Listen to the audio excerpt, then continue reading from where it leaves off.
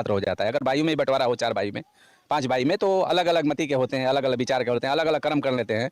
तो हमारे में से जो है भर के ही अंतर्गत जो है लोग बताते हैं कि बिहार जाति का भी शादी विवाह इत्यादि भर जाति से होता है। तो ओम प्रकाश राजभर जी की पूर्व की पीढ़ियां पता चला कि ये बिहार जाति से संबंध रखते हैं और इनका शादी विवाह राजभर में होने लगा। तो राजभर लिखने लगे, जैसे हमारी ससुराल है अतरौल पांडे में।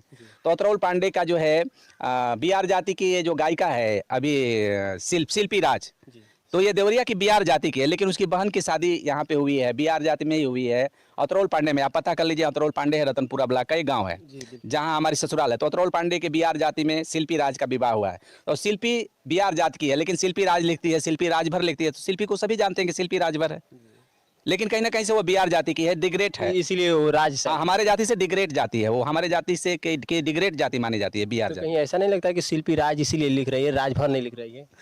अब तो ये शिल्पी बताएगी कि हमें क्या, वो क्यों लिख रही है, क्या कर रही है, हम नहीं जानते हैं। लेकिन बात यह है कि ओम प्रकाश राजभर जी का कुछ ऐसा ही इतिहास है, क्योंकि उनका जो चेहरे की बनावट है, आकृति है, जो उनकी भाषा है और बोलचाल है, एक सभ्य समाज से, पूर्ण रूप से सभ्य समाज से और संपन्न समाज से बिलोंग करने का जो है वो पहचान नहीं देते हैं। कहीं ना कहीं लगता है कि उनके अंदर राक्षसी भाव है जी। साथियों, आपने देखा कि ये राजभरों की जो उपजातियां हैं उन पे और सब जो है ये एक इतिहास को लेकर खास हमारे सामने जो